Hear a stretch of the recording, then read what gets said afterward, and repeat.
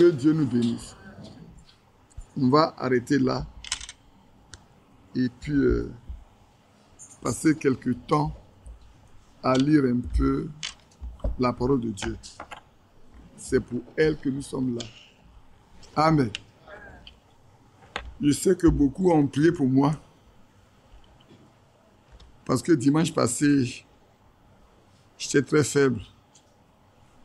J'étais pas malade. J'étais pas malade. J'avais mis un peu plus de temps de côté.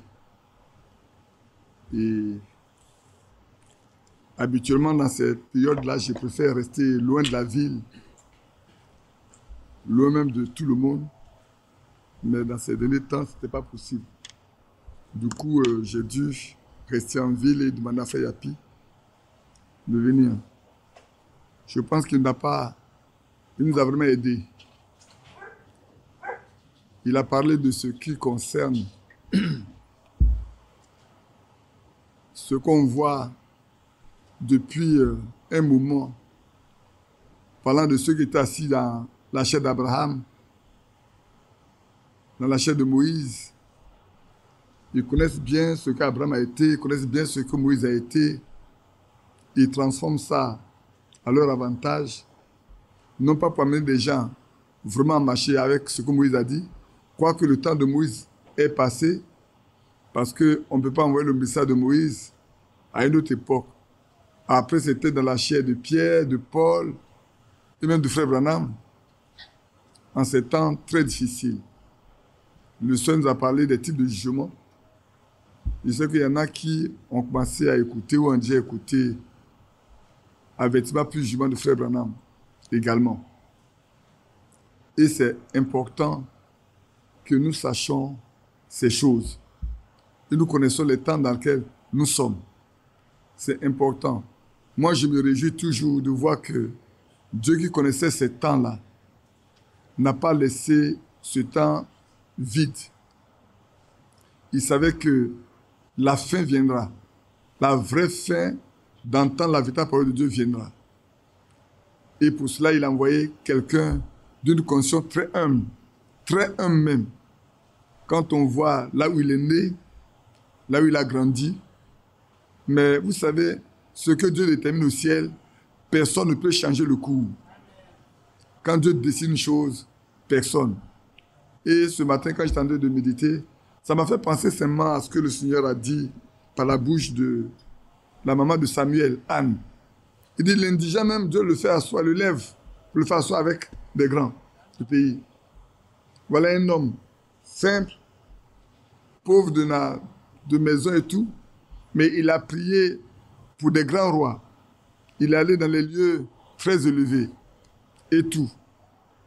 Mais ce n'est pas ça qui est important. Ce qui est important, c'est ce que Dieu lui a donné. Parce que Dieu savait que les moments difficiles viendraient. Et quand le moment est venu, pour ne pas que les gens se mettent à l'adorer, Dieu l'a retiré ses mains du circuit. Il a donné cette parole à quelqu'un d'autre pour qu'il puisse la distribuer. Frère, si tu ne devais pas utiliser cette personne, j'ai temps de réfléchir dans sa famille. Frère Franck, dans sa famille, n'était pas le seul garçon, je pense. Non. Pourquoi Dieu n'a pas pris quelqu'un d'autre dans sa famille? Pourquoi il n'a pas pris quelqu'un d'autre dans une autre famille? Mais dans sa famille. Et dans sa famille, comme Daniel, comme David. Ce n'est pas les grands, peut-être c'est le plus petit, peut-être c'est le plus grand. Mais Dieu l'a choisi pour faire ce travail. Si Dieu ne l'avait pas choisi, certainement que ce message ne serait jamais parvenu. Ce serait resté dans les cartons, là-bas quelque part. La preuve en est que même les photos les plus grandioses qui ont été prises, quand Frère Franck est parti là, au muséum, on dit quelques années après, il va rester dans les tiroirs. Parce que ça n'intéresse personne. Cette parole ne intéresse personne si Dieu lui-même n'en a pas pris soin. Pour demander à quelqu'un de choisir quelqu'un pour faire la distribution. Aujourd'hui, on peut parler, on peut crier. Il y a quelqu'un qui est venu hier me parler un peu. Je lui ai dit, mais frère, je ne sais pas de quoi vous parlez. Moi-même, je dis que je suis contre Frère Franck. Parce qu'à Krefeld, il m'aurait repris sur la prédication sur l'argent. Je prêche trop sur l'argent. Et c'est pour ça que Frère Franck m'a repris. Et c'est vrai que je suis contre Frère Franck. J'ai dit, mais vous mentez seulement. Frère Franck ne m'a jamais repris à Krefeld. Jamais. Jean Lambert n'a qu'à l'appeler. Jamais Frère Franck m'a repris, a créé fait sur quoi que ce soit. Beaucoup de personnes racontent des choses qui ne sont pas vraies. Je ne sais pas où ils vont fabriquer ça vraiment. Alors j'ai dit à ce jeune homme-là qui parle, il dit, tu sais, moi j'ai fait ce que je dois faire. Et je ne peux pas être contre ce que j'ai fait. Ce que j'ai fait, je ne le fais pas parce que quelqu'un m'a dit que Frère Franck a un ministère particulier.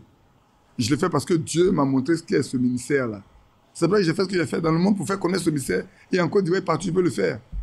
Je connais des gens qui n'écoutaient même plus Frère Franck pendant des années. J'en connais. J'ai dû m'investir pour que ces personnes aujourd'hui, les brochures arrivent chez eux, les lettres circulaires arrivent chez eux. Je n'ai pas besoin d'aller sur la place publique pour parler de ça. Donc, il ne faut pas raconter des choses qui ne tiennent pas la route. Qui ne tiennent pas la route. Et lui, il le sait, parce que Frère Franck a dit que depuis qu'il est dans la mission, en Côte d'Ivoire, c'était la première fois qu'il est pris en charge totalement. Que ça n'a jamais arrivé auparavant. Et il a remarqué que c'est pour ça que Dieu m'a béni et tout. Mais il ne faut pas que j'ai un problème avec Frère Franck. Il dit, mais j'ai un problème avec Frère Franck. Il dit, non, on n'a pas dit ça. Mais tu as dit. Je ne devais pas avoir un problème avec Frère Franck. Mais est-ce que j'ai un problème avec Frère Franck? Il dit, mais c'est pas ce qu'il a dit, mais c'est ce que tu as dit. Tu parles français, tu es un communicateur, tu parles français. Est-ce qu'il y a quelque chose qui existe qui n'a pas de nom? Vous connaissez une chose qui existe qui n'a pas de nom? Hein? Est-ce que vous connaissez une chose qui n'existe pas qui a un nom? Tout ce qui existe a un nom. Ce qui n'existe pas n'a pas de nom. Donc quand tu dis une chose, peut-être tu ne veux pas le dire, mais tu le dis. Il faut que tu le saches. Arrêtez-moi ça là. Arrêtez ça. Vous n'allez pas trouver l'ennemi de Frère Franck à moi. Ce n'est pas moi, à moi, vous allez trouver votre ennemi de Frère Franck. Cherchez-le ailleurs. Cherchez-le ailleurs. Et c'est qu'Achille était là quand je parlais. Il est sorti parce que la personne voulait me voir seul. Les problèmes de l'église, là, on ne peut pas régler ça en catimini. Tu es venu parler, il y a des frères qui sont là, il faut qu'ils écoutent. C'est un problème de l'église. Bref, que Dieu soit loué simplement. Que ce message-là ait été répandu et que nous l'ayons reçu. Que nous l'ayons reçu. Ce qui importe aujourd'hui, c'est que nous-mêmes, nous nous interrogeons, est-ce que nous marchons avec ce que Dieu a donné? Ou voulons-nous faire la religion? Beaucoup veulent faire la religion. Avec ça, ils veulent faire la religion. Ça va qu'ils font la religion. Mais que Dieu nous donne, nous ne devons pas faire la religion. C'est important, frère. Tout ce que la Bible a annoncé est à nos portes. Tout. Les guerres, les bruits de guerre, les famines, les catastrophes naturelles. Aujourd'hui, le monde entier est couvert de ça. À nos portes, ici au Mali, au Burkina, on entend les bruits de guerre. C'est pas vrai. Ça doit porter. Quelqu'un disait avant, quand on parlait de guerre et des bruits de guerre, on disait que c'était très loin. Mais on en a vu ici en Côte d'Ivoire en 2010, 2011, on en a vu ici. Hein. Depuis 2002 ou quoi, on a vu. Le bruit de guerre ici, on en a entendu. On a même vu. Donc aujourd'hui, là, c'est partout. La famine, c'est partout. Les tremblements de terre, c'est partout. C'est partout. Aujourd'hui, c'est partout. Donc tout ce que la Bible a annoncé là est vrai. Et ça s'accomplit. Mais nous, qui sommes témoins de ces choses-là, quelle est notre position en Christ? C'est la question que moi j'aime poser aux gens quand ils viennent me parler. Je dis, toi dans ta position là, c'est quoi même? On peut parler de beaucoup de choses. On parle de beaucoup de choses sans s'inquiéter pour soi-même. Sans s'interroger pour soi, pour dire, mais en réalité, je parle beaucoup, mais quelle est ma position devant Dieu? C'est pour ça que nous allons continuer notre sujet là, appelé à apparaître avec Jésus-Christ. Appelé à apparaître. Ça, c'est le message. L'objectif du message là, c'est de nous ramener au temps apostolique. Au temps apostolique, on préparait des gens à aller rencontrer Jésus-Christ. Le souci des apôtres, c'est que les croyants de leur temps aient une expérience personnelle avec Jésus. Les pharisiens peuvent prétendre avoir la meilleure doctrine. Les sadducéens peuvent prétendre avoir la meilleure doctrine. Ils peuvent combattre même ce que les disciples de Jésus prêchaient. Mais à la fin, combattre et avoir la vie, c'est deux choses différentes. Hein. Ils ont beaucoup combattu. Paul était l'un des plus grands guerriers. Laissez-moi employer ce mot-là. L'un des plus grands guerriers pour combattre. Mais à la fin, le vainqueur est vaincu. Qui a compris ce qu'il a dit? Le vainqueur a été vaincu. Lui qui avait reçu des lettres de tout le monde pour aller ramasser tout le monde, pour les mettre en prison, les faire châtier et tout. À la fin, c'est lui qui est vaincu. Ce qu'il essaie de combattre, l'a combattu. Ce qu'il essaie de faire cacher, c'est lui qui presse là. Que Dieu nous aide. On peut se lever pour prier avant de relire nos deux passages de base et revenir. J'espère qu'on va finir aujourd'hui. Maintenant, vos frères ont trouvé bon qu'on se mette ici. C'est ça, non? Comme ça, vous voyez combien vous êtes en même temps aussi. C'est vrai. Maintenant, vous m'avez donné une chair. Je ne sais pas si je pourrais m'asseoir encore. Vous voulez que le Seigneur fasse ce qu'il a fait autrefois. Ça vous donne une chair, non? Si maintenant vous restez qu'à 14 heures, ce n'est pas ma faute. Hein. Vous savez qu'une fois, on est resté qu'à 16 heures, non? Un jour, on est resté qu'à 16 heures. Ce jour-là, il y avait une sœur et son mari qui ne se parlaient pas. Les deux vivaient séparés. Ce jour-là, alors que l'autre était au loin, dans un autre pays, qu'elle était dans l'église, Dieu les a réunis en même temps. Peut-être c'était pour eux que le culte a été très long ce jour-là. Quand le culte a fini, Nathan m'a appelé et dit, frère, viens. Mon mari me dit de te dire que Dieu te bénisse. Parce que ce jour-là, elle n'a pas parlé à ses enfants. Elle a dit, je parle à ma femme. Il faut que je parle avec elle. Et ils ont parlé ensemble et de l'austérité qui existait au milieu d'eux, la paix est née. Alléluia. Père céleste, sois loué, remercié, sois exalté, toi le Dieu Tout-Puissant, toi qui connais la fin de toute chose dès le commencement. Et ce n'est pas pour rien qu'en cette fin des temps, tu as pris deux hommes, peut-être de caractères différents, d'origine différente, de nature différente, et tu les as amenés sur la scène pour faire connaître ton plan pour la fin des temps. Notre Dieu, notre Père. Nous te sommes reconnaissants de ce que tu nous rends participants de cette œuvre que tu fais. Nous ne sommes rien du tout. Nous voulons rester juste au bas de l'échelle, au très très bas de l'échelle.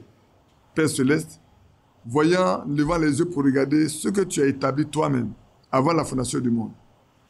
Ce matin, nous sommes venus pour que, Seigneur, tu nous instruises, tu nous parles, que tu nous enseignes, mais surtout, que tu visites chacun de nous. C'est là notre désir le plus ardent. Être visité, être racheté, être scellé pour le jour de la rédemption. Seigneur, que ces moments contribuent à cela. Prépare-nous et parle. Si une chose doit être dite qui n'est pas conforme à ta volonté, que ma bouche soit fermée. Que seul le Saint-Esprit parle à chacun de nous ce matin. Guéris ceux qui sont malades. Seigneur, nous prions pour les malades. Interviens, fais grâce vraiment. Comme autrefois tu l'as fait, nous voulons encore te voir faire. Nous ne voulons plus parler du passé. Nous voulons voir Dieu en action tous les jours dans notre vie. Bénis-nous, instruis-nous, enseigne-nous et guéris-nous. Au nom de Jésus-Christ. Amen. Asseyez-vous. Maintenant, celui qui est venu hier disait que les gens pensent qu'on va se laisser amadouer. Oui, frère, je me rends compte que je pense que Dieu t'a pris pour que toi, frère, femme, vous publiez le message dans le monde. Je l'ai regardé. Moi, je n'ai pas mon nom quelque part. Il ne faut pas mon nom aller quelque part. Frère Badi a dit que Dieu l'a pris. Non, non, non. C'est vous qui dites des choses dans votre rue là-bas. Là. Gardez ça pour vous-même. Gardez ça pour vous-même. Gardez ça. Moi, Dieu n'a rien dit, n'a rien dit. Je suis dans ma maison ici. Je suis chez moi ici. Je suis en Côte d'Ivoire ici. Je ne voyage pas. Est-ce que je fais des voyages missionnaires? Moi, j'ai jamais fait de voyage missionnaire comme ça. C'est quand Béni était encore vivant là qu'on a fait quelques voyages au Ghana, au Togo et au Bénin. On y allait au Ghana 2 fois. 2 fois. La deuxième fois, c'était pour aller régler les problèmes des frères du Ghana, où c'était assez tendu entre le frère T et le frère Andrew. Je sais que beaucoup ne connaissent pas Andrew, ni frère T. C'était assez tendu où Andrew a dû quitter l'église parce que, vous savez, il y a des manières de faire. Vous n'êtes pas pressé, non? Vous n'êtes pas pressé, non? Il fait un peu chaud, hein, c'est ça, non? Et cherchez à mettre des brasseurs, hein, pour vos frères et soeurs. Mettez des brasseurs au moins pour calmer leur chaleur un peu, parce qu'il fait un peu chaud quand même. Alors, vous savez, le frère T avait une manière de faire. C'était pas bon, mais il le faisait. Alors, Andrew était son homme de main. Alors, vous savez comment il faisait? S'il a un problème avec Léon, lui ne parlera pas. Il va charger Andrew pour faire ce travail à la chair. Et quand Andrew est devenu un peu plus vieux, il s'en est aperçu, il a dit que ce n'est pas bon qu'il continue. Qui a trouvé deux autres jeunes. Maintenant, c'est contre Andrew que ça venait. Donc, Andrew s'en a aperçu. Il connaît la technique. Quand il a vu ça commençait à devenir des histoires, donc il a préféré quitter l'église carrément. Il est parti avec qui? Avec le Jean de Frère T, la fille de Frère T. Et quelques anciens sont partis. On arrive, Andrew a appris qu'on est arrivé, il est venu nous voir. On n'a pas pu manger à midi. De 8h jusqu'à 16h, Andrew parlait. Tel nous appelle pour aller manger. Nous essayons de coincer à l'hôtel. Parce qu'Andrew est là. Jusqu'à qu'on a réussi à le sortir et puis on est parti. Tel qu'il nous a dit que la chair nous appartient dimanche, vous allez voir ce qui va se passer. Quand on est arrivé, il dit, la chair vous appartient dimanche. Hein. Vous en faites ce que vous voulez. Quand dimanche est arrivé, lui-même il est monté à la chair. Parce que Andrew nous a parlé, et puis ça a été des discussions. Nous, on est parti le voir, on en a parlé. Et puis bon, il a parlé. Quand il a parlé, on a dit, bon, ok. Donc, on sait qu'il y a un problème entre vous. On va réunir tous les frères pour qu'on en parle. Mais à partir de 20h, on va se réunir. Badou est encore présent pour le demander. Il y avait Tekwa Jacques également qui était avec nous. Et puis le frère Kodjo, comment il s'appelle? Albert c'était notre chauffeur. Notre mécanicien, notre chauffeur également. Donc, on a commencé à 20h. Jusqu'à 4h du matin. Ça fait combien de temps?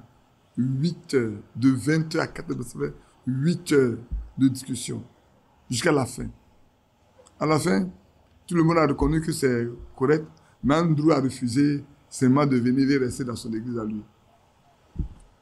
On a beau faire, n'a pas réussi. Il n'y a pas de problème doctrinal pour dire qu'ils vont se faire pour la problème doctrinale, les problèmes doctrinaux non plus. Aujourd'hui, il est devenu un tonneriste. C'est vrai. Que Dieu soit avec nous et qu'il nous soutienne.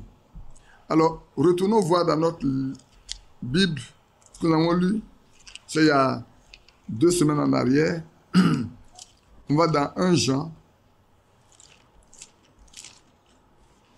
On va dans 1 Jean, chapitre 3. J'ai lu le verset 1, verset 3. Et puis on va lire dans Colossiens, chapitre 3 aussi, verset 1, verset 3. On en a parlé longuement la fois dernière. On va voir un aspect principalement aujourd'hui. Et puis on va avancer avec les moins possibles d'y parvenir. Vous voyez quel amour le Père nous a témoigné pour que nous soyons appelés enfants de Dieu. Quand Dieu, ta chair est très haute. Hein? Nous, c'est toi qui as fabriqué, nous. C'est toi qui as fabriqué. On m'aurait dit que c'est toi qui as fabriqué. Vous voyez quel amour le Père nous a témoigné pour que nous soyons appelés enfants de Dieu. Et nous le sommes. Je demanderai que chacun de vous mette son portable sous silence. Que chacun de vous mette son portable sous silence. S'il vous plaît. Pour ne pas déranger ceux qui sont autour de vous. ou à côté de vous. Ça va? Vous avez vérifié vos portables, ils sont sous silence. Sinon, la prochaine fois, il mettrait un panier quelque part, il met tous les portables dedans.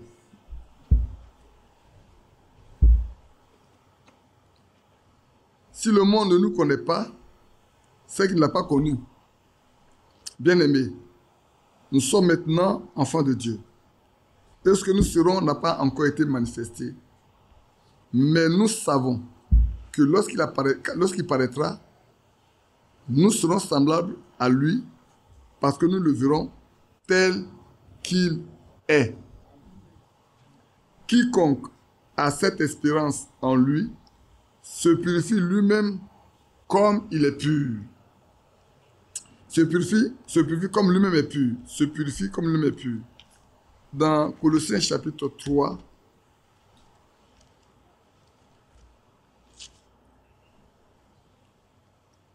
nous avons lu ce passage juste la fois dernière. Je fais que relire ce passage de base. Mais ici, comme on l'avait dit, on va insister sur un point particulier.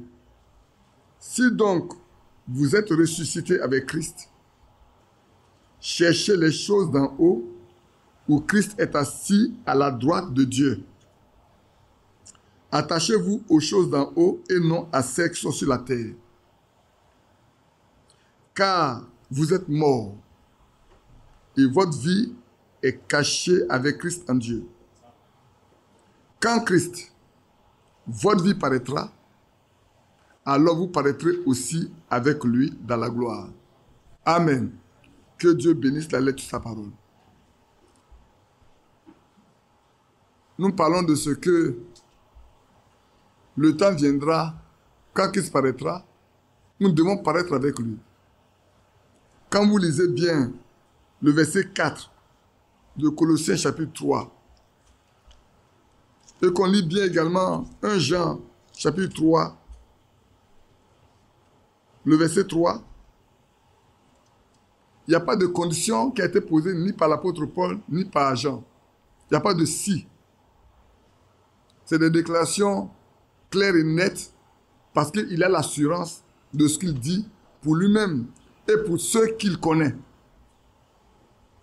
Bien-aimés, nous sommes, il n'a pas dit vous avez dit, nous sommes enfants de Dieu. Et ce que nous serons n'a pas encore été manifesté. Mais nous savons que lorsqu'il paraîtra, nous serons semblables à lui parce que nous le verrons tel qu'il est. C'est une assurance. C'est une forte déclaration pour dire à ceux qui ont cru et qu'il connaît bien, il connaît leur foi, il a leur témoignage, il peut leur dire. C'est comme si j'ai été là ce matin, nous connaissant, voir notre témoignage, il nous dit, mes enfants, mes petits-enfants, comme l'a dit un peu plus avant, au verset 28 du chapitre 2, dit, et maintenant mes petits-enfants. Donc, on ne peut dire, bien-aimés, nous sommes les bien-aimés. C'est merveilleux de savoir que nous sommes un bien-aimé. Quand un homme est bien-aimé, il manifeste tous les attributs du bien-aimé. Bien-aimés, nous sommes maintenant même. C'est pour ça que, frère, il est important de se rassurer. Ne pas se laisser tromper. Quelqu'un vous dit, est-ce que vous êtes sauvé? Vous devez savoir que vous êtes sauvé. Ce n'est pas lui qui va venir pour la question si vous êtes sauvé. Il ne peut pas vous sauver, il ne peut rien faire pour vous. Votre salut ne dépend pas de ce qu'il pense, de ce qu'il veut. Votre salut dépend de celui qui a accompli à Golgotha le salut. Et qui autant marqué vous a appelé. Quoi que nous sachions, et j'aime bien le dire, que Matthieu 13 continue de s'accomplir. Hein. C'est pour ça que nous devons faire attention en ayant l'assurance nous-mêmes que nous sommes sauvés. Ce n'est pas quelqu'un qui va le dire. Et ne prétendons pas ce que nous ne sommes pas non plus du tout. Donc, l'apôtre Jean ne pose pas de conditions. Il dit nous sommes. C'est une réalité, nous le sommes, nous sommes des enfants de Dieu. Et chacun de nous doit le savoir. À ceux qui l'ont accepté, il leur a été donné le pouvoir de devenir enfants de Dieu. Il dit celui qui entend ma parole et qui croit en moi, celui qui entend ma parole et qui croit en celui qui m'a envoyé, a la vie éternelle. Il ne vient point en jugement. Il est passé de la mort à la vie. C'est dit, c'est la parole que le Seigneur a dite. Nous la croyons, nous la prenons pour nous et nous faisons ce qui est dit. Celui qui entend et qui croit. La fois dernière, je parlais à quelqu'un, c'est hier même également, il y a une dame qui est venue me voir, une ancienne collaboratrice, il a son frère qui est baptiste, qui est pasteur, qui est décédé, et elle était tellement bouleversée qu'elle est venue, on me parlait un peu. Alors il dit, mais quand on dit croire, là, ça veut dire quoi en réalité? Le diable croit, hein? Dans chaque détail, le diable croit, non? C'est faux? Mais c'est un enfant de Dieu. Croire au vrai sang pour nous, c'est accepter et obéir. Amen. Il faut accepter ce que Dieu dit et obéir à ce que Dieu dit. Les pharisiens pouvaient dire qu'ils croient. Et ils croient à Moïse. Jésus a dit, si vous connaissez Moïse, si vraiment vous avez connu Moïse, vous l'aurez connu. Si vous avez connu Abraham, vous l'aurez connu. Beaucoup ne croyant pas des choses qu'ils ne connaissent pas. Les enfants de Dieu savent ce que Dieu fait et ce que Dieu dit. Ceux qui ont sont enfants de Dieu. Parce que celui qui est enfant de Dieu a l'esprit de Dieu. Amen. Alors revenons dans Colossiens où je voulais m'appesantir un peu avant qu'on ne poursuive. Au verset 4. Quand Christ votre vie, c'est là que je veux qu'on s'arrête un peu ce matin, avant de poursuivre.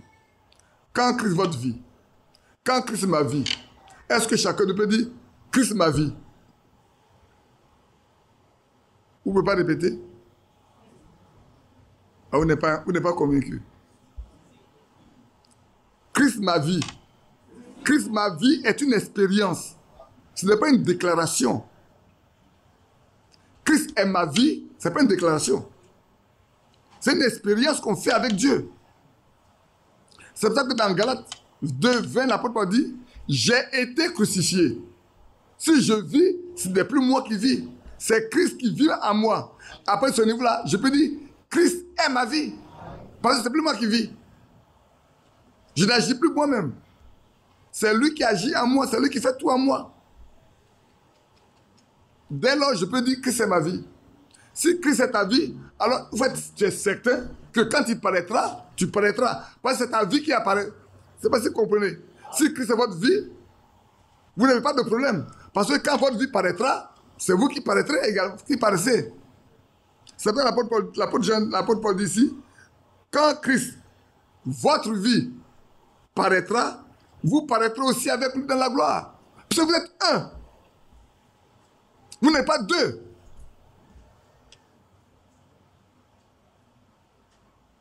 C'est une expérience, frère. C'est à cela que, frère, chacun de nous doit aspirer. Faire cette expérience où il peut dire, ma vie, désormais là, c'est Christ. Ma vie, ce n'est pas un homme. Ma vie, ce n'est pas un groupe de personnes. Il y en a qui pensent que c'est en association, à un groupe. Beaucoup demandent, frère, quand tu vas venir ici? Frère, quand tu vas venir ici? Mais ça me permet d'aller quelque part. Là, il faut aller sans Christ. Là, il faut aller sans Christ. Peut-être demain, quelqu'un va venir me dire, frère, il faut retourner là. J'attendrai. Hier, j'ai posé la question à quelqu'un, dit, tu dois retourner là. Je lui ai posé la question, est-ce un ordre? Non. Qu'est-ce que je lui ai dit? Hein? Est-ce un conseil ou ainsi dit le Seigneur? Je lui ai posé la question. Ce que tu dis là, est-ce que c'est ainsi dit le Seigneur ou c'est un conseil? C'est un conseil. Bon, c'est un conseil, c'est pas bien grave. Moi, j'ai écouté 3 fois des frères, 3 fois j'ai failli mourir. Et il m'a dit, mais est-ce que la mort est une fatalité? Alors je lui ai dit, je vais te poser une question.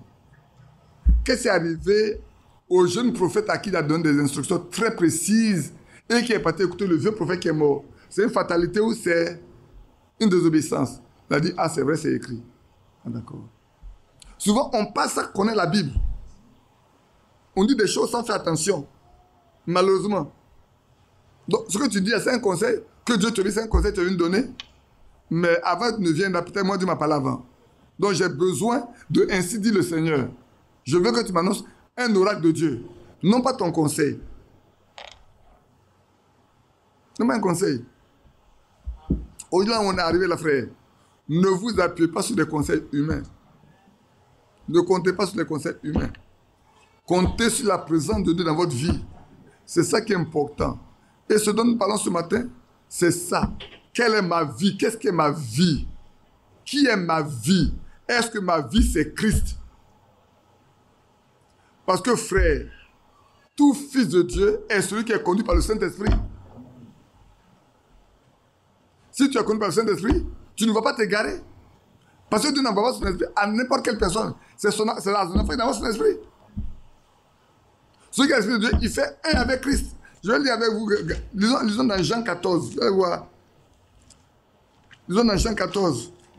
J'ai noté quelques passages que je voulais qu'on parcourt ensemble un peu. Lisons dans Jean 14, verset 15. Si vous m'aimez, gardez mes commandements. Et moi, je prie le Père et vous donnera un autre consolateur afin qu'il demeure éternellement avec vous. C'est merveilleux, frère, que le consolateur qui vient demeure éternellement avec nous. Ce qui veut dire que ce n'est pas depuis maintenant qu'il est avec nous. Il a été prévu avant la fondation du monde. Parce que nos noms ont été écrits dans le livre de vie de l'agneau qui a été immolé dès la fondation du monde. Et Paul le dit dans Éphésiens 1 également. Depuis la fondation du monde, nous avons été élus. Tout élu appartient au Père. Il sait d'où il vient. Il sait d'où il vient. Il sait qui est son Père.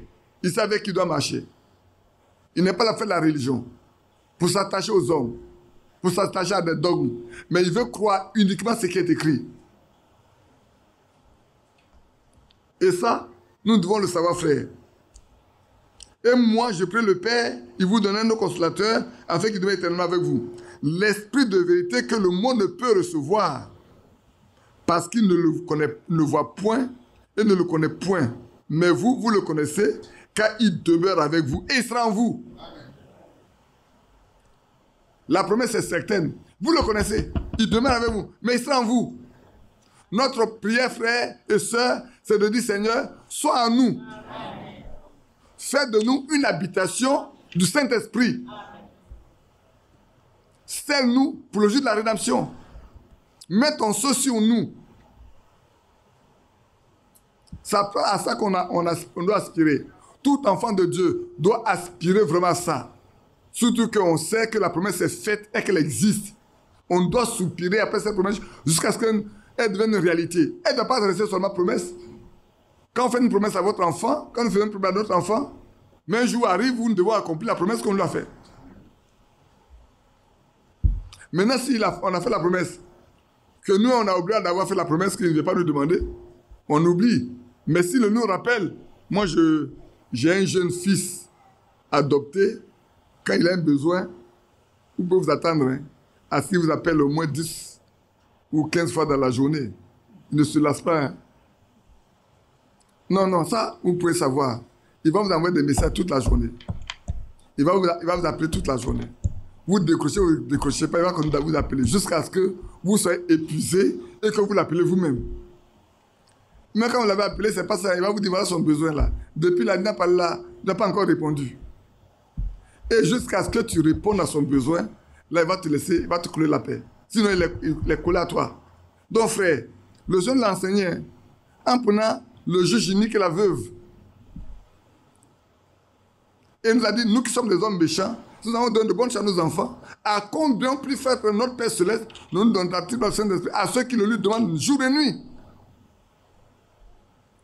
Où en sommes-nous avec ça, frère? Il dit, il sera en vous.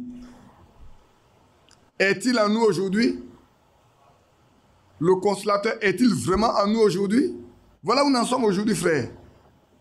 Christ, ma vie, c'est une expérience, frère. Ce n'est pas seulement le baptême d'eau.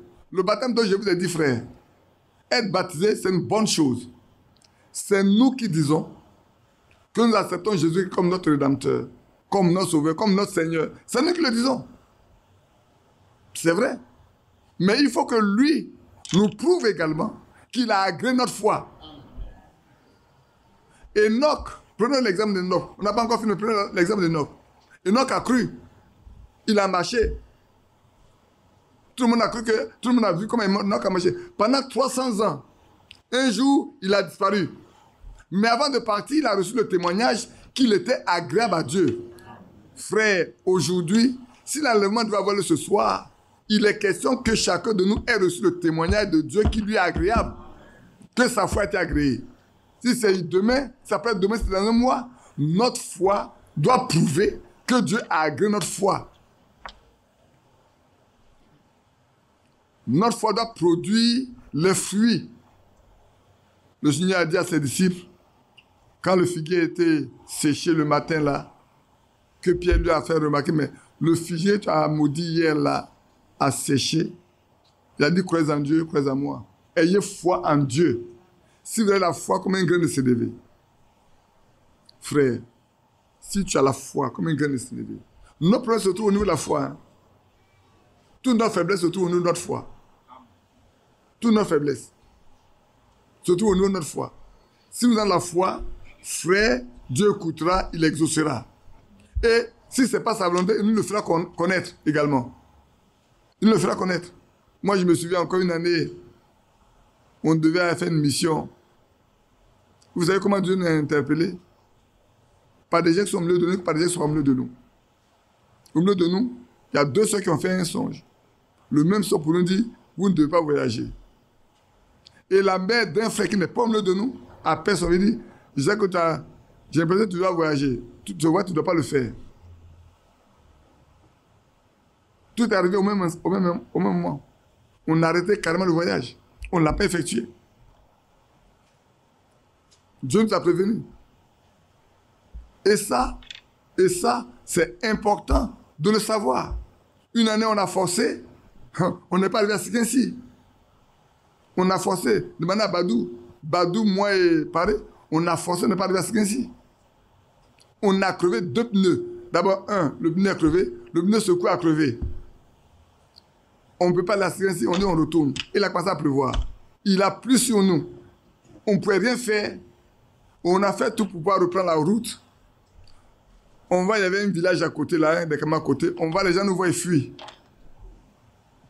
Parce qu'il y avait beaucoup de brigadés à ce temps-là. Et alors qu'on était sur la route, une voiture vient garer. Quel est votre problème? On leur explique notre problème. Il dit, bon, allons-y, on vous suit. On roulait à pas de tortue parce que on ne voulait pas déchirer le pneu et gâter la jante. Frère, je vous parle devant Dieu, vous pouvez demander à Badou. On est parti jusqu'à l'entrée de Poulon. Le véhicule n'a jamais dépassé. Le véhicule n'est plus derrière nous. Il n'a jamais dépassé, mais il n'est plus derrière nous. On a dit Dieu a envoyé son ange pour nous protéger. Parce que ça, on ne sait pas comment ça va se passer sur sa route. Mais le pneu n'a pas été écrasé non plus. L'argent n'a pas été écrasé. Jusqu'à on est arrivé à Epougon. Et puis on a fait changer, on a fait gonfler le pneu. Et puis on rentre à la maison. Mais il a bien battu la plaque, bien chicoté. Pour dire, frère, que nous devons apprendre à marcher avec Dieu. C'est important. Ici, on est en train de nous demander, est-ce que Christ est notre vie?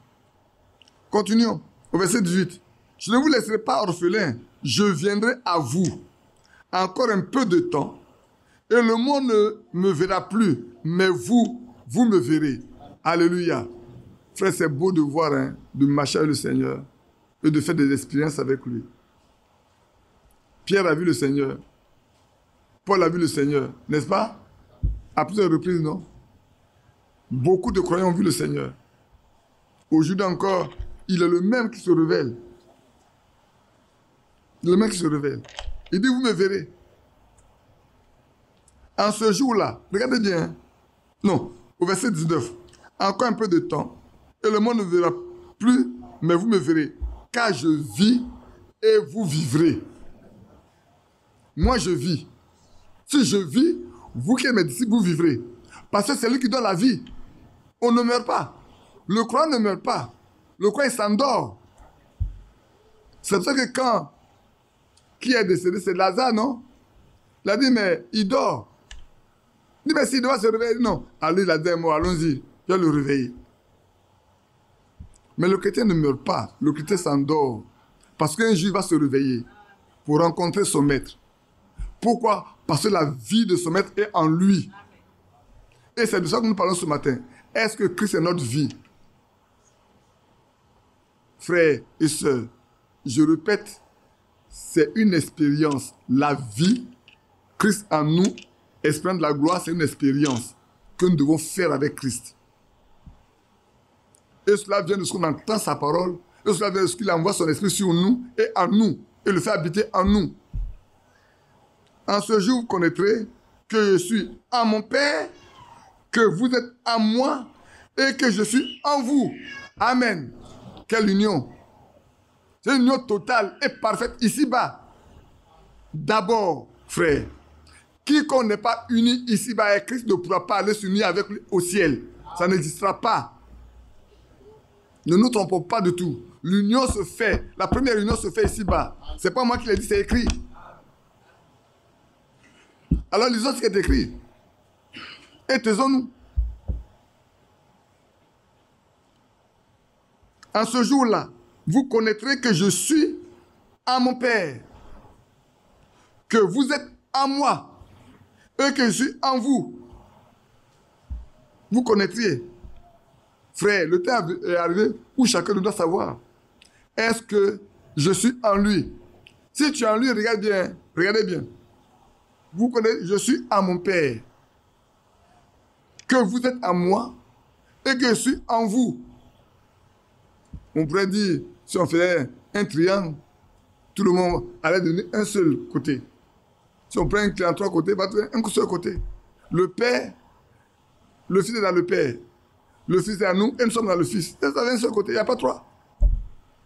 Notre nature, c'est lui. Notre vie, c'est lui. Nos pensées, c'est lui. Et lui, il est dans le Père. Si on est en lui, on est dans le Père aussi. Lui, il est dans le Père. Et il dit, nous sommes en lui. Si nous sommes en lui, nous sommes dans le Père. C'est pour ça que, frère, aujourd'hui, il est question de savoir qu'est-ce qui est en toi, qu'est-ce qui vit en toi, qu'est-ce qui te fait parler, qu'est-ce qui te fait te mouvoir, quelles sont tes pensées, qu'est-ce qui t'anime, comment vis-tu? Si demain on devait se retrouver devant le tribunal de Christ, comment allons-nous conduire? Frère, est-ce que tu peux te juger toi-même pour te condamner? Personne ne peut se condamner lui-même. Si tu es en Christ, tu ne peux pas avoir de la condamnation. Si tu es en Christ, tu ne peux pas avoir de la condamnation. Il ne peut pas se condamner lui-même. Il a été déjà jugé, il a jugé tout, il est sorti, il a vainqueur. Et il vit au siècle des siècles. C'est pour ça que maintenant, ce qui nous juge, c'est la parole aujourd'hui, frère. Ce qui nous juge aujourd'hui, c'est la parole. Nous devons laisser juger par la parole. Que nos sentiments soient jugés, nos pensées soient jugées, nos cœurs soient jugés, nos désirs soient jugés par la parole. Alors demain, on ne sera plus jugé. Et puis il nous parlait des 3 formes de jugement. Mais demain, on ne sera plus jugé. Si maintenant la parole nous juge et que nous tenons devant la parole, parce que nous sommes un avec la parole, on ne sera plus jugé. La chose la plus importante, c'est que tu sois un avec la parole. À ceux qui l'ont accepté, il leur a été donné d'être enfants de Dieu. Ainsi donc, frère, le temps est venu où chacun de nous doit savoir que le moment est venu où il doit avoir l'assurance. Comme Paul dit, quand Christ ma vie paraîtra, c'est à ça qu'on doit aboutir. Quand Christ ma vie paraîtra, je paraîtrai avec dans la gloire. Mais auparavant, je dois m'assurer qu'il est ma vie. Paul nous l'a donné. Il dit, moi j'ai été crucifié. Si je vis, c'est plus moi. C'est Christ qui vit en moi. Et ça, c'est important que chacun de nous, frères, nous soyons arrivés à ce stade-là. C'est le moment où nous devons pouvoir arriver à ce stade. Où chacun peut dire, moi aussi, ma vie, c'est Christ. Parce que j'ai en moi ses pensées. J'ai en moi ses désirs. J'ai en moi ses sentiments. Son amour à moi. Je ne décide de rien. C'est lui qui décide tout pour moi. Je ne fais plus rien moi-même. C'est lui qui fait tout pour moi. Et ce qui nous pousse, ce qui fait que nous avons ce défaut aujourd'hui, ce manquement, je vous ai dit tout à l'heure, c'est le manque de foi. On peut poursuivre encore un peu, lire quelques versets. Continuez un peu, frère. Maintenant, on va se demander, frère, regardons bien, j'ai lu une chose dans Luc 21. Je voulais qu'on lit quelque chose dans Luc 21. Pour vous amener à voir que autant nous sommes parvenus là, nous devons prendre garde à nous-mêmes. Dans Luc 21,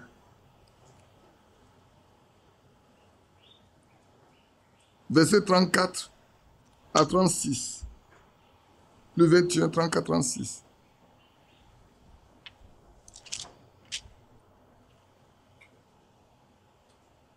Prenez garde à vous-même, de craindre que vos cœurs ne s'appesantissent par les excès de manger et de boire, et par les soucis de la vie, et que ce jour ne vienne sur vous à l'improviste, car il viendra comme un filet sur tous ceux qui habitent sur la terre, sur la surface de la terre. Veillez donc et priez en tout temps afin que vous ayez la force d'échapper à toutes ces choses qui arriveront et de paraître debout devant le Fils de l'homme. Vous allez me dire, mais quel lien y a-t-il entre paraître et ce lieu-là? Ces éléments nous montrent simplement que, frère, c'est un avertissement pour nous. Si quelqu'un n'est pas en Christ, s'il n'a pas la vie de Christ en lui, mais il va être surpris. S'il n'a pas la vie de Christ en lui, il va être surpris. Parce que tout ce qu'on a, je n'ai pas lu tout, mais si vous pouvez commencer au verset 29, vous allez voir. Il y a beaucoup d'événements qui vont arriver sur la terre, qui vont surprendre beaucoup de croyants. Je dis bien beaucoup de ceux qui se disent croyants. Parce que l'enlèvement ne concerne pas la majorité. Hein. L'enlèvement, c'est ça pour la minorité. Donc ne nous disons pas, oh, nous sommes chrétiens, c'est suffisant. Ça ne suffit pas du tout. Qu'est-ce que veut dire être chrétien? Être chrétien, c'est être disciple de Christ. C'est être comme Christ. Et que la vie de Christ soit en toi. Aussi longtemps, tu ne peux pas prouver que la vie de Christ est en toi, tu es en danger. Aujourd'hui, partez partout, frère, partout on lit la Bible. Il n'y a pas un seul lieu où on ne lit plus la Bible. Partout on lit la Bible. Dans toutes les maisons, les gens lisent la Bible. Comme je vous disais hier, je disais tout à l'heure que hier j'ai reçu l'une de mes collaboratrices et j'ai parlé avec elle longtemps. Alors elle était surprise. J'ai dit, mais j'ai vécu au milieu de vous, je vous ai toujours enseigné. Vous venez, vous partez, vous venez, vous partez, vous venez. Aucun de vous n'a voulu marcher avec Dieu parce que ça ne vous arrange pas dans votre vie de tous les jours. Elle dit, depuis un certain temps, je ne porte plus le pantalon, mais c'est pas le fait de porter le pantalon seulement. Ton aspect extérieur montre que tu es un croyant ou tu n'es pas un croyant. Dieu a fait une différence claire entre l'homme et la femme. Il n'y a pas trois genres. Même si aujourd'hui les gens disent qu'il y a trois genres, nous on sait qu'il y a deux genres. Il y a un mâle et une femelle. On n'en a pas trois. Pour ça, si on doit aller en prison, je pouvais aller en prison. Mais je disais ce que la Bible dit. On a parlé. Et j'ai parlé avec elle, je disais, mais la fois dernière, ce jour, on est parti au mariage de l'une d'entre vous. Elle dit, je savais que quand tu es parti, ton cœur était malade. J'ai dit, mais tu sais que mon cœur est malade, c'est que tu sais la vérité. Mais tu ne peux pas marcher avec la vérité. Aujourd'hui, tu appartiens ici, avant tu étais baptiste, tu as quitté le baptiste, maintenant tu es dans un autre élément. Mais où on ne te parle pas, où les femmes prêchent. Partout, il dit, mais elle ne comprend pas pourquoi aujourd'hui, quand il y a un bishop, sa femme est pasteur. J'ai dit, mais tu ne sais pas pourquoi? Ça fait de l'argent. Quand monsieur n'est pas là, madame prêche à sa place. Quand monsieur est là, madame s'assoit. Quand monsieur est fatigué, madame prêche. Quand madame est fatiguée, monsieur s'assoit. Comme ça, quand le moment de ramasser l'argent, là, madame ramasse l'argent, ça va avec. Si on laisse lâcher à quelqu'un de venir prêcher, on va partager cet argent. Donc il faut que monsieur et madame occupent le lieu, occupent la place. Et que vous tous là, vous soyez subordonnés à eux. Ils sont vos pensées, ils sont vos manières de vivre, vos manières de faire. Mais nous, on n'a pas besoin de ça aujourd'hui. Frère, nous avons besoin, bien-aimés frères, écoutez-moi, ce dont chacun de nous a besoin, c'est de connaître Christ personnellement. Chacun de nous doit connaître Christ personnellement. Le frère dit la fois dernière, prions pour que nos maisons, dans nos maisons, chacun connaisse Christ personnellement. Que les enfants, les grands, les servantes, les serviteurs, chacun connaisse Christ personnellement. Et cela ne se fera que par la vie que nous menons nous-mêmes. par le témoignage que nous apportons. C'est après cela que les gens comprendront qui nous sommes. Ce n'est pas toujours... La Bible dit pas qu'aux femmes de prêcher. Elle dit, vous devez vivre chassés réservés. Et c'est à cela que vos maris reconnaîtront qui vous êtes et se donneront au Seigneur. Si vous êtes marié, ne sont pas convertis. Et vous vous rendez compte, vous vous souvenez de cette femme-là qui a chanté Jésus porte-t-il à quoi tout seul. Son mari n'était pas converti, mais elle a converti 4 personnes en une journée. Elle n'a pas pris la chair. Mais le témoignage de sa vie a amené 4 personnes à croire, y compris son mari. Que devons-nous faire aujourd'hui, frère? Nous parlons tant de l'enlèvement. Où en sommes-nous avec notre vie, notre relation personnelle avec Christ? C'est de ça que je veux parler ce matin avec nous. Christ, ma vie. S'il paraît, je paraîtrai. Mais si ma vie est Christ, alors je paraîtrai. Mais si Christ n'est pas ma vie, quand il paraîtra, je ne serai pas là. Même quand je prétendrai, je lirai cela pendant tout le temps. Frère, il sert à quoi de parler d'enlèvement quand tu sais que tu vas parler d'enlèvement? Il sert à quoi de parler du ciel quand tu sais que tu n'iras jamais au ciel? Il sert à quoi de parler du millénium quand tu sais que tu n'iras jamais dans le millénium? Occupe-toi de comment faire pour y participer plutôt que de parler de ça. Occupe-toi de savoir quelles sont les conditions qu'on remplit pour y aller, pour que tu cherches à remplir ces conditions-là. C'est ça qui est important aujourd'hui, frère. Ce n'est pas le fait de se mettre sur Frère Branham ou sur Frère Franck. Dieu connaît Frère Franck. Dieu connaît Frère Branham. Et toi, Dieu te connaît? Frère, Dieu connaît Frère Branham. Dieu connaît Frère Franck. Il a donné des ministères qui sont dans la Bible. Mais toi, il te connaît? Occupe-toi de savoir si Dieu te connaît. Occupe-toi de savoir si tu es agréable à Dieu. Comme au temps de Paul. Oh, on peut dire, moi je suis de Paul. Moi je suis d'Apollos. Moi je suis de Céphas. Regardez quand ces 7 fils de Céphas sont partis pour chasser le démon. Qu'est-ce qui s'est passé? Il dit, on te chasse au nom de Paul, au nom de Jésus que Paul prêche. Nous te chassons au nom de Jésus que Paul prêche. Qu'est-ce que le démon a dit? Je connais Jésus, je connais Paul, mais vous, qui êtes-vous? Je connais qui est Jésus, je connais qui est Paul, mais vous, qui êtes-vous? Frère, c'est la même question qui se pose aujourd'hui à nous. Hein. Oh, je connais Frère Branham, je connais Frère... Ça ne veut rien dire. Qui es-tu devant Dieu? Préoccupe-toi de ta condition devant le Seigneur. Est-ce que Christ est ta vie? As-tu fait cette expérience-là? Pour que quand il paraîtra, tu paraisses avec lui dans la gloire. C'est une expérience à faire. C'est comme le baptême du Saint-Esprit fait. C'est une expérience. On peut parler beaucoup du baptême du Saint-Esprit, mais si on n'est pas passé par là, ça ne sert à rien.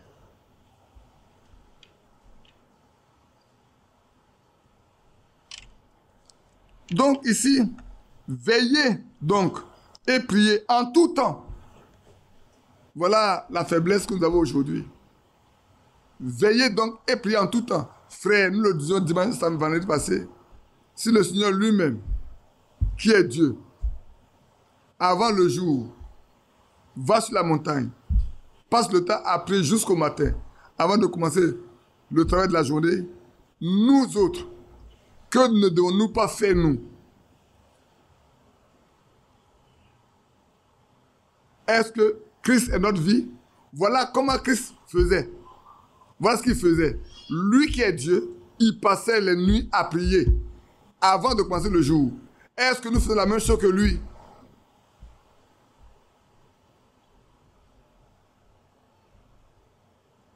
Lui qui est Dieu. On pourrait dire comme les dieux n'avaient pas besoin de passer par là. Mais il est passé par là pour nous donner des exemples, des modèles à suivre. Est-ce que nous faisons la même chose? Comme nous se disait, je n'aime pas attendre le chant de l'oiseau. Quand je sais ça, il est déjà 5h30 du matin ou les 6h. Et c'est vrai. Celui qui en a l'habitude, quand tu regardes ta montre, quand ce pile-là commence à chanter, quand tu lèves ta montre, il est 5h30 déjà, ou il est 6h du matin. Que Dieu nous aide, frère.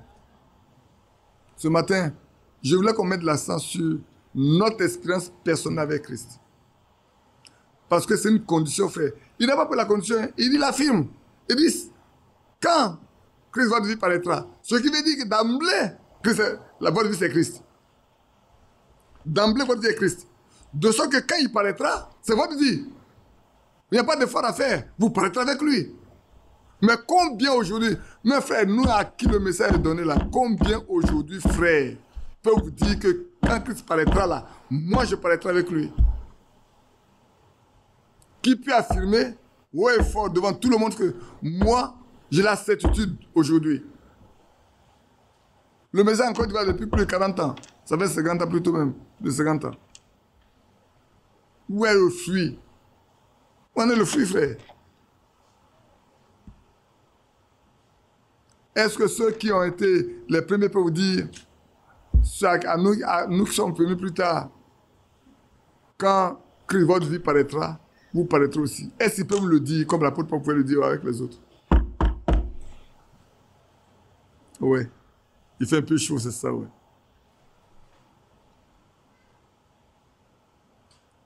Frère, est-ce que ceux qui ont été avant nous, qui ont reçu le message depuis 112, est-ce qu'aujourd'hui, quelqu'un d'entre eux peut dire, toi, quand ta vie qui est Christ paraîtra, tu paraîtras aussi? Est-ce qu'il peut le dire aujourd'hui? Est-ce qu'on peut s'approprier ce passage-là? Il peut le dire à nous, qui sommes venus après. Je dois être capable de dire, frère, sœur, quand Christ, notre vie paraîtra, nous paraîtrons avec lui. Nous devons. Frère, c'est là où on veut aller. On veut que le Seigneur nous visite au point où on peut dire, avec certitude, que celui-là, j'ai son témoignage. Je ne sais pas si vous me comprenez. Je vous connais, vous tous, ici. Je dois être capable de dire, j'ai le témoin de telle personne, j'ai le témoin de tel frère, j'ai le témoin de telle soeur. Parce que ce jour-là, j'étais présent quand Dieu l'a fait dans sa vie. Est-ce qu'à Samarie, Pierre et Jean ne pouvaient pas dire celui-là, j'ai son témoignage? Est-ce que pour les... Combien Acte 19, les disciples d'Apollos étaient combien? Les disciples d'Apollos étaient combien? Que Paul avait rencontré étaient combien? Hein? Mais parle, Léon. Tu veux parler, il faut parler en même temps. Hein? Non. Dans Acte 19, les disciples d'Apollos, dans Acte 19,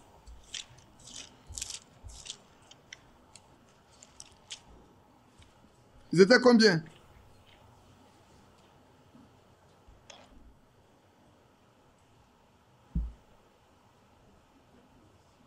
C'est quelques disciples. Il n'y a pas de leur nom. Combien? Acte 19, ils étaient 12. Oui, environ 12. On dirait qu'ils sont 12. Pour ces 12-là, est-ce que l'apôtre Paul va dire, pour ceux-là, je sais que quand Christ leur vie paraîtra, ils paraîtront? S'il peut le dire.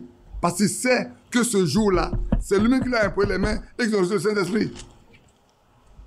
Désormais, ils sont devenus une habitation pleine en esprit pour Dieu.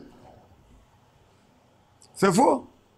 Chez Corneille, tout ce qui était chez Corneille ce jour-là, Pierre peut dire devant tout le monde que ceux-là, je peux témoigner que quand Christ leur vie paraîtra, ils paraîtront aussi. Parce qu'ils étaient là ce jour-là. Quand, comme nous, au commencement, Dieu leur donne son esprit. Frère, voilà où je voulais qu'on en arrive. C'est pour ça que si c'est dur, pardonnez-moi. Je ne fais pas exprès. Mais je veux que nous en arrivions tous à ce point-là. Que nos fautes tombent, nos défauts tombent, nos faiblesses disparaissent. Et que Christ soit notre vie. Nous puissions dire avec l'apôtre Paul, si je vis, ce n'est plus moi qui vis. Quand quelqu'un me verra dire, mais celui-là, je le connaissais auparavant, mais il est différent maintenant. Oh, cette femme-là, je la connaissais pas. Maintenant, elle est différente. Maintenant, cet enfant-là, on a fait l'école ensemble. Mais c'est différent maintenant. Qu'est-ce qui s'est passé? Oui, Christ est ma vie. Alléluia. Et alors, quand on parle, il dit, quand ma vie apparaîtra, Christ, je paraîtrai aussi avec lui. Que Dieu nous bénisse. Maintenant, c'est pour ça que nous devons prendre garde à nous-mêmes, frères. Ne pas laisser le temps s'écouler. Ne pas laisser le temps passer. Nous devons nous préoccuper jusqu'à ce que cette promesse devienne une réalité, frère. Prenons garde. Ne dormons pas. Ne nous assouplissons pas. Ne laissons pas gagner par les soucis de la vie, par les problèmes de la vie tous les jours. Frère, ils existeront tous les jours, les problèmes de la vie. Mais le Seigneur a dit, cherchez d'abord le royaume et la justice de Dieu. Frère, cherchons d'abord le royaume et la justice de Dieu. Faisons de ça un objectif à atteindre pour chacun de nous. Un but, un grand but. Quand nous aurons atteint cet objectif, le reste dont nous avons besoin, le Seigneur nous le donnera. Qui peut dire que le Seigneur ne connaît pas ses besoins? Quelqu'un peut dire ici que le Seigneur ne connaît pas ses besoins? Il connaît tous nos besoins. Même les besoins les plus cachés que les autres ne connaissent pas, Dieu le connaît. Ce n'est pas seulement que les autres peuvent voir, mais les soucis cachés que personne ne connaît, lui le connaît. Lui se peut répondre, frère. Mais la condition que nous savons, cherchons d'abord le royaume et la justice de Dieu. Et cela sera comblé par lui-même. Puisque les oiseaux ne sèment ni ne moissonnent. Et ils sont nourris. Vous entendez les oiseaux chanter dans l'arbre là, non? Ils sont en train de faire un nid quelque part ici. Ils n'ont pas de champ de maïs. Ils n'ont pas de champ de riz, ni de blé, ni de sorgho. Mais chaque jour, et leurs enfants sont nourris. Chaque jour. À forte raison, nous qui sommes des humains, qu'il a créé à son image. Et si en plus, frère, nous lui ressemblons, nous marchons avec lui, nous suivons ses traces, qu'est-ce qu'il va nous refuser? Donc prenons garde. En fait, ces choses-là ne nous éloignent de l'objectif véritable et réel. C'est de ça que je voulais parler. Il ne faut pas que ces choses-là nous séparent de ce que nous cherchons. Ça nous éloigne et que nous donnons plus de temps à ça, plus d'importance à ça, à la fin nous serons surpris. Nous serons surpris pour dire, mais en réalité, j'ai fait quoi de ma vie? On peut poursuivre encore un peu. Lisons dans 1 Pierre 1, 14, 16. Et puis après, on va passer à l'autre phase. Lisons dans 1 Pierre. Je ne vais plus même lire avant ça, mais on va lire en même temps. 1 Pierre 1, 14, 16. Comme des enfants obéissants, ne vous conformez pas aux convoitises que vous aviez autrefois quand vous étiez dans l'ignorance. Comme des enfants obéissants. Frère, ici, l'obéissance est demandée à tous les enfants de Dieu. L'obéissance est demandée à chacun de nous. C'est pour ça qu'il dit ici, comme des enfants obéissants. Si nous sommes des enfants obéissants, voilà ce qu'il dit. Comme des enfants obéissants, ne vous conformez pas. Si vous obéissez à la parole de Dieu, sortez des convoitises mondaines.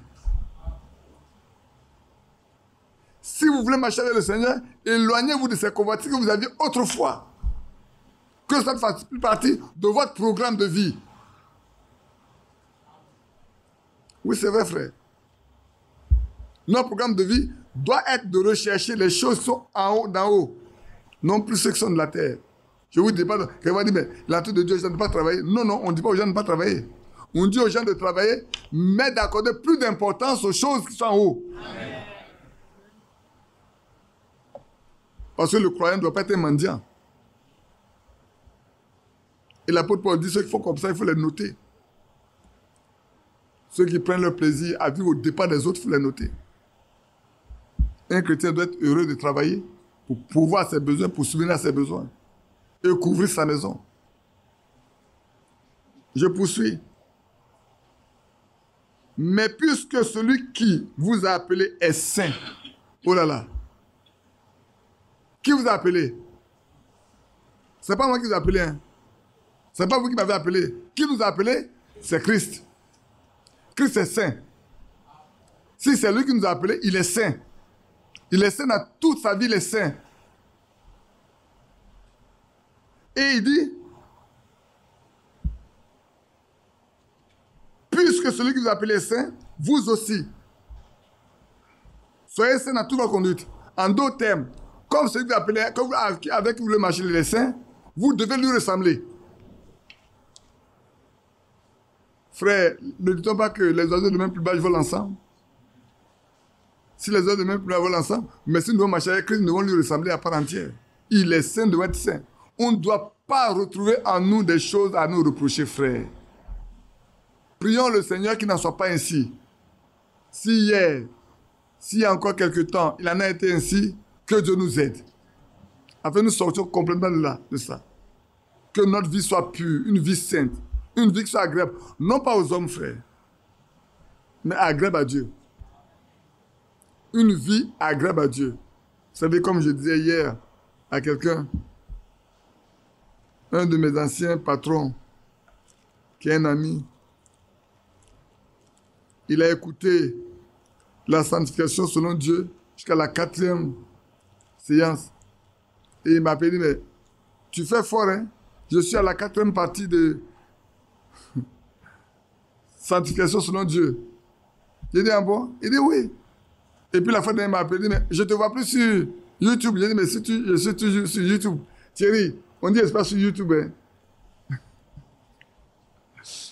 Alors il me cherche sur YouTube. J'ai dit, mais si tu toujours sur YouTube. Et il va aller chercher. Et j'ai un autre qui est un petit frère aussi, directeur général d'une société, qui est musulman, qui a écouté, il est passé sur YouTube à trouver là-bas. Et puis il a dit, mais grand frère, tu fais fort, hein? J'ai dit, mais je dis, allez, tout ce que tu as dit là, c'est tellement fort que... Mais il est resté musulman. Ça n'a pas changé. Frère, ne jouons pas la religion.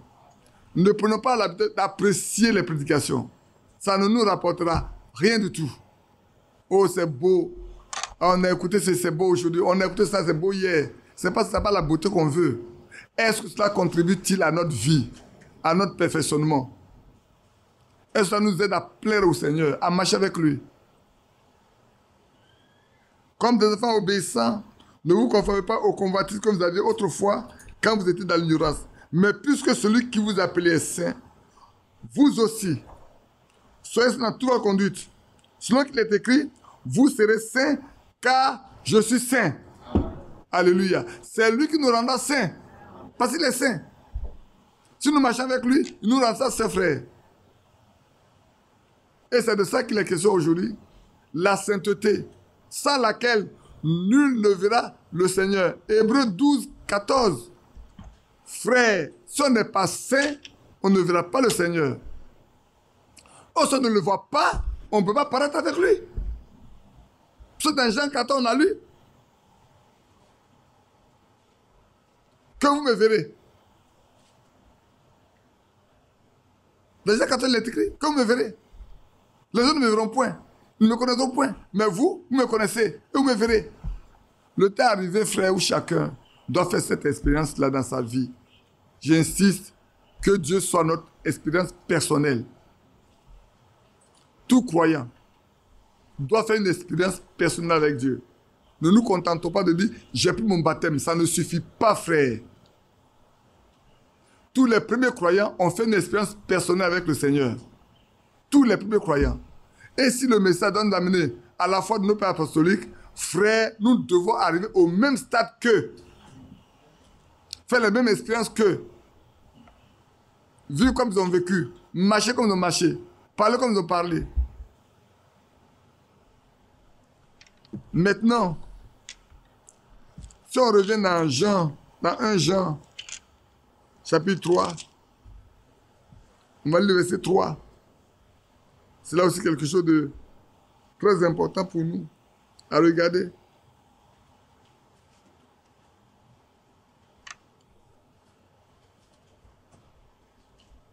On va passer un peu plus de temps sur ce passage-là, à examiner, à nous examiner. Nous le connaissons, hein. C'est le passage que vous connaissez, mais on veut les lire pour que cela soit complètement... Frère Thierry, j'ai oublié la sœur Marguerite qui est partie à Daouklo, a demandé que tu la mettes sur la plateforme, pour qu'elle puisse suivre. Quiconque a cette espérance en lui. On a dit le nom de quelqu'un? On a dit le nom de quelqu'un? Quiconque a cette espérance en lui. Qui a l'espérance en lui de voir Jésus-Christ? Je ne vois pas beaucoup de mains. Il y en a qui n'ont pas cette espérance-là. qui a cette espérance que quand Christ viendra, lui aussi va paraître. Il nous dit, si vous avez cette espérance en vous, si vous pensez que quand il viendra, vous serez là, vous devez être pur comme lui-même il est pur. Ce qui veut dire dès maintenant, frère, nous devons prendre toutes les dispositions nécessaires pour que nos cœurs soient purs, nos pensées soient pures, nos paroles soient des paroles qui soient assaisonnées. Oui, frère. Oh. Quiconque a cette espérance, il ne doit plus vivre d'impureté. Qu'est-ce que le Seigneur a dit?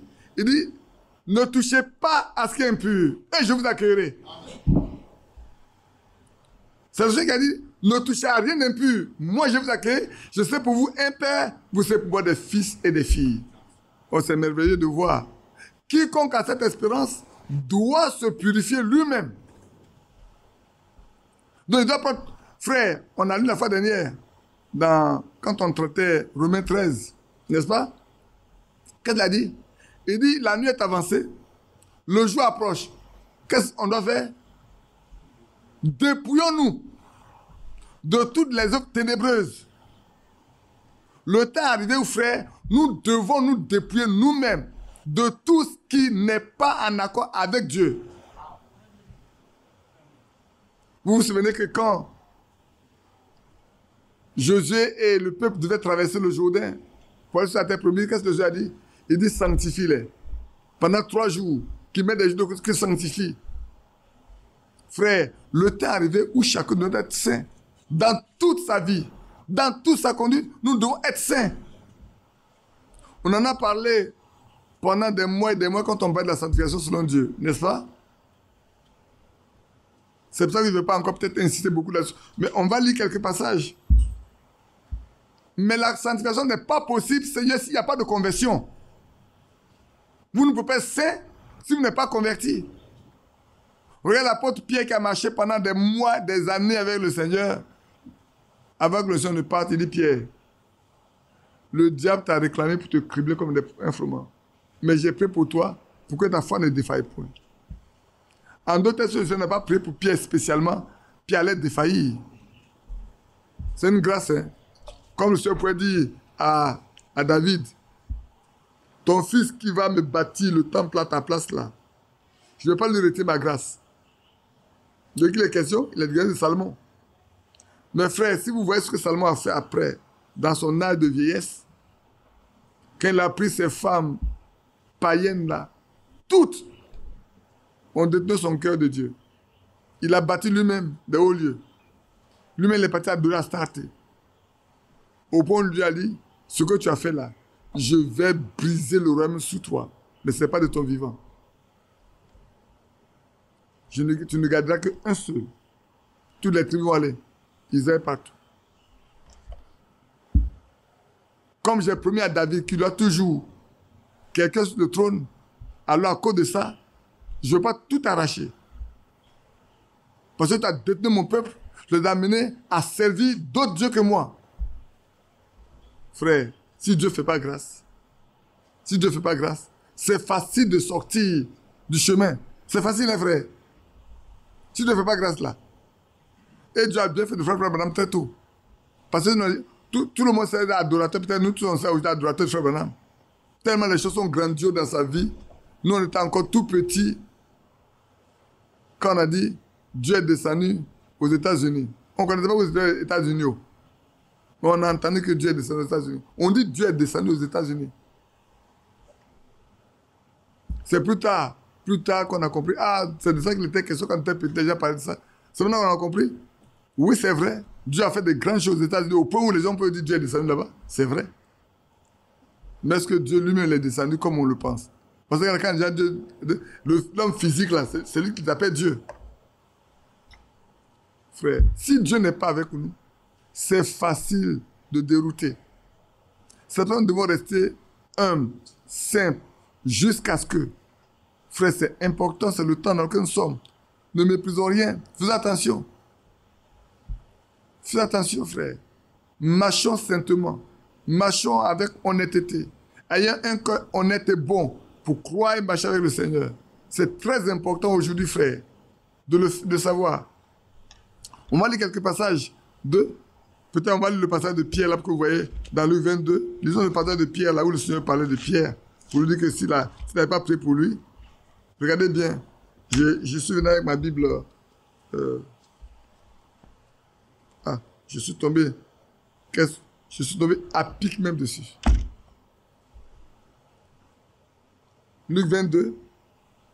J'ai lu le verset 21 et le verset 32. 38 et 32. Luc 22, 38 et 32. Je suis venu avec ma Bible synodale. Ou celui qui a Orsteval peut lire également dans Orsteval. Ou dans Saint-Martin peut le lire. Non, Roi Jacques. Roi Jacques. Simon, Simon, voici que Satan a demandé à vous passer au crible comme le blé. Il a demandé. L'expression ici est assez forte, regardez bien. Simon, Simon, voici que Satan a demandé. Ici, on pourrait lire dans ma Bible, l'autre ici dit, le Seigneur dit à Simon, Satan vous a réclamé pour vous cribler comme le blé. Satan m'a demandé. Frère, pourquoi vous voyez, non? Le diable connaît qui nous sommes. Il peut demander que toi, là, on te fasse passer par là pour t'éprouver. Comme Job en a été. Ne pensez pas que ces gens seulement. Ça peut arriver encore aujourd'hui. Il n'a pas eu peur d'aller demander à ce qu'on crible Pierre. Mais il a dit, j'ai prié pour toi. Alléluia. C'est vrai, le Seigneur intercède pour nous. Il est assis en haut, il intercède pour nous. Que nous marchions de manière à ce que le Seigneur continue d'intercéder pour nous chaque fois que nous avons le besoin. C'est vrai. Même la Bible dit, souvent on ne sait pas ce qu'il faut demander, mais le Saint-Esprit, par des soupirs inexprimables, intercède pour nous. Quel privilège les enfants de Dieu ont de voir que l'Esprit de Dieu intercède, connaissant mieux nos besoins que nous-mêmes. Mais j'ai prié pour toi, afin que ta foi ne défaille point. Et toi, quand tu seras converti, affermis tes frères. En d'autres termes, à ce temps-là, tout pouvait arriver à Pierre. Tout pouvait lui arriver. En ce moment-là, tout pouvait arriver à Pierre. Mais il avait quelqu'un pour intercéder pour lui. Son maître était là pour intercéder pour lui. Pour prier pour lui. Pour que le mal ne lui arrive pas. Et cependant, vous savez, quand ils sont rentrés à Gethsémani, avant d'aller dire Pierre, cette nuit même, avant que le corps ne chante, tu m'auras renié 3 fois. Il dit même quand tout le monde va t'abandonner, moi je ne t'abandonnerai pas. Pierre a oublié que le Seigneur lui a dit que toi là, le diable t'a réclamé. Hein. Et quand il est arrivé, tous sont partis. Il n'y a pas un. Tous les vaillants sont partis. Tous les vaillants hommes sont partis tous. Mais la Bible a dit, frappe le berger afin que les brebis se dispersent. Et le courageux Pierre est parti que dans la maison du souverain sacrificateur. Mais c'est une jeune fille qui l'a mis en déroute. Frère, avec la chair, on ne peut rien. Avec la chair, on ne peut pas réussir. Avec notre propre force, nous ne pouvons rien faire. Le seul moyen que nous avons, la seule chose qu'il nous faut, c'est la présence divine. Que Dieu soit avec chacun de nous. Aujourd'hui encore, que Dieu nous aide. On peut lire encore beaucoup de passages sur la sainteté. Je crois que c'est hier, c'est pas quand, quelqu'un parlait. J'ai des choses que je vais lire avec vous. Hein. Si vous n'êtes pas pressé, peut-être je peux le lire avec vous maintenant si vous êtes pressé. Je vais aller jusqu'à Isaïe 53. Je ne sais pas si c'est ici ou ça occure quelque part. Ah, c'est Isaïe qui en a parlé, je crois, au décès de la maman. Allons dans Isaïe 53. Allons dans Isaïe 53. Je vous ai dit, c'est une présentation que j'avais préparée depuis le 29 octobre 2022. Donc, il y a des choses qui sont dedans, qui ont été notées déjà depuis longtemps. Je saute quelques passages, je vais sur les gens qui sont, je pense, un peu plus importants pour nous. Allons dans Isaïe 53. Christ n'a dit, non, c'est ça, non? Ce qu'on a dit? Christ notre vie, quand Christ notre vie paraîtra, nous paraîtrons, c'est ça? Allons dans Ésaïe 53. Moi, le verset 7, verset 9. Oh, lisons le verset 6 déjà, pas le verset 6. Nous étions tous errants comme des brebis. Chacun suivait sa propre voie. Et l'Éternel a fait retomber sur lui l'iniquité de nous tous. Il a été maltraité et opprimé. Il n'a pas ouvert la bouche. Semblable à un agneau qu'on mène dans la boucherie, à une brebis muette devant ceux qui l'attendent, il n'a point ouvert la bouche. Amen. Voulons-nous être comme lui? Voilà ce qu'il nous dit ici. Il ne se plaint pas. Il ne réclame rien. Il se tait devant tout. Que Dieu nous aide. Priez pour moi également. Pour nous tous parvenir là. Hein. Que nous sachions nous taire devant toutes les situations. Parce qu'on en aura les situations, on en aura. Dans la vie courante, les situations viendront. De même que le diable a réclamé Pierre et les autres pour les cribler comme du froment, ne pensez pas que nous sommes à l'abri. Si Christ n'est pas pour nous, c'est facile de nous amener là où on ne veut pas. Le Dieu est capable. Parce qu'il n'a pas peur d'aller demander. Hein. Ne pense pas que nous faisons l'exception. C'est Dieu qui protège, c'est lui qui garde. Que sa grâce soit pour nous, toute notre vie. Et comme nous voulons être comme lui, nous voulons parler comme lui, comme notre vie est lui, voilà ce qu'il a été. Comme une brebis devant ceux qui l'attendent, il n'a pas ouvert la... Oh là là, prenez une brebis. Comme chez nous ici, on ne lève pas tous les moutons, comme dans les pays européens où on tond les brebis pour faire la laine. N'est-ce pas? C'est la chose la plus précieuse que le mouton a, non? C'est sa laine. On lui enlève sa laine, toute sa laine, il ne se plaint pas. Est-ce qu'à nous, on peut nous enlever quelque chose de très précieux sans qu'on se plaigne? Hein, Madame Botti? Est-ce qu'on peut nous enlever quelque chose de précieux sans qu'on ne se plaigne aujourd'hui? Personne ne me répond. On ne peut pas. Prions pour qu'on y arrive. On doit pouvoir y arriver. En disant que toute chose concourt au bien de ceux qui aiment Dieu et qui sont appelés sur ses desseins. Dès qu'on en est à ce point-là, on sait que si ça arrive, c'est lui qui a voulu que son nom soit loué. Que son nom soit magnifié. Mais qu'on y arrive, frère. Que tout ce qui peut arriver doit concourir à notre bien. Ou qu'on reste certainement à notre bien. C'est pour ça que tout à l'heure on a chanté ce cantique-là. Trop souvent, je murmure. Quand la route devient obscure, je murmure toujours. Mais Dieu a pourvu. Dieu lui pourvoira pour que je ne murmure plus. Il apportera la solution. Pourquoi moi je ne murmure plus? Pourquoi je ne me plains plus? Et c'est vrai. Le temps est arrivé, frères et sœurs, où nous devons faire très attention. Christ notre vie. Lisons dans Jacques chapitre 3. Je vais vous promener un peu quand même dans les Écritures, pour qu'après vous ayez le temps, des choses à méditer, à lire. Ce n'est pas des choses nouvelles. C'est des choses qu'on a lues depuis des années, qu'on lit tous les jours. Lisons dans Jacques chapitre 3, le verset 2. Je lis un verset 2. Mes frères, qu'il n'y ait pas parmi vous un grand nombre de personnes qui se mettent à enseigner, car vous savez que nous serons jugés plus sévèrement. Car vous serez jugés plus sévèrement. Nous bronchons tous de plusieurs manières. Si quelqu'un ne bronche point en parole, c'est un homme parfait, capable de tenir tout son corps en bride.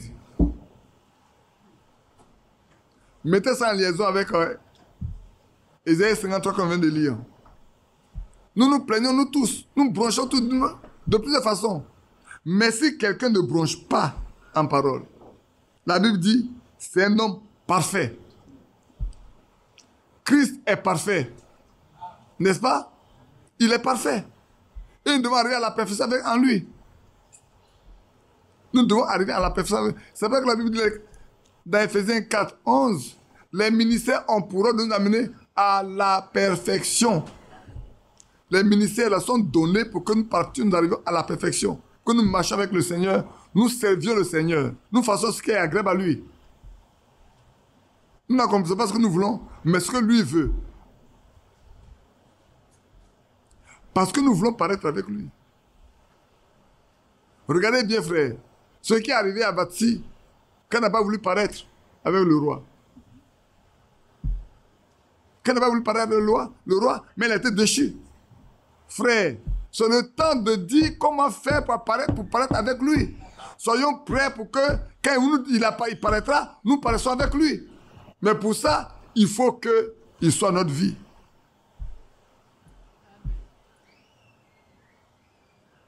Et ici, on donne un exemple de ce qui nous souille.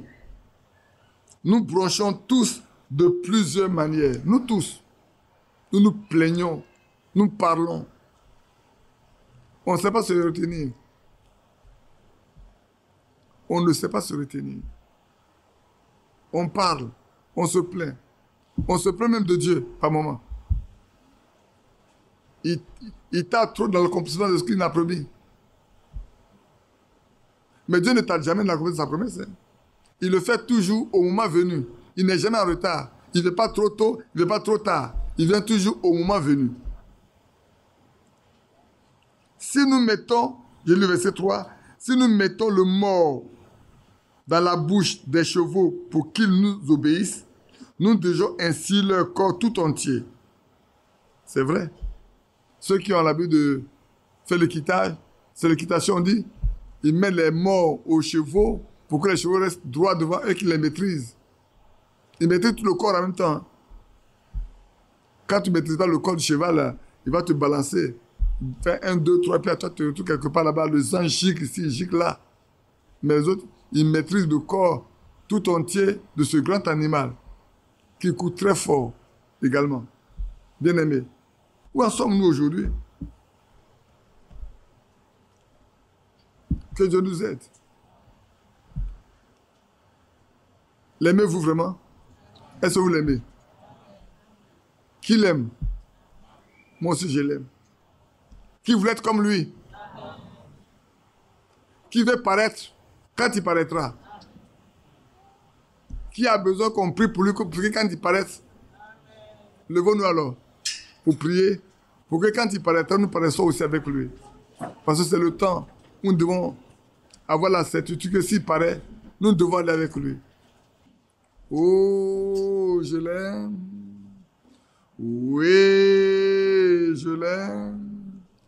Parce qu'elle m'a aimé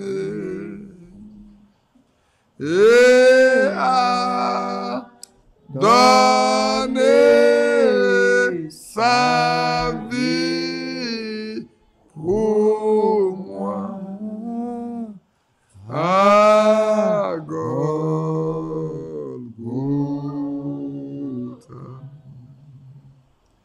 Et a donné sa vie pour moi. À Golgotha.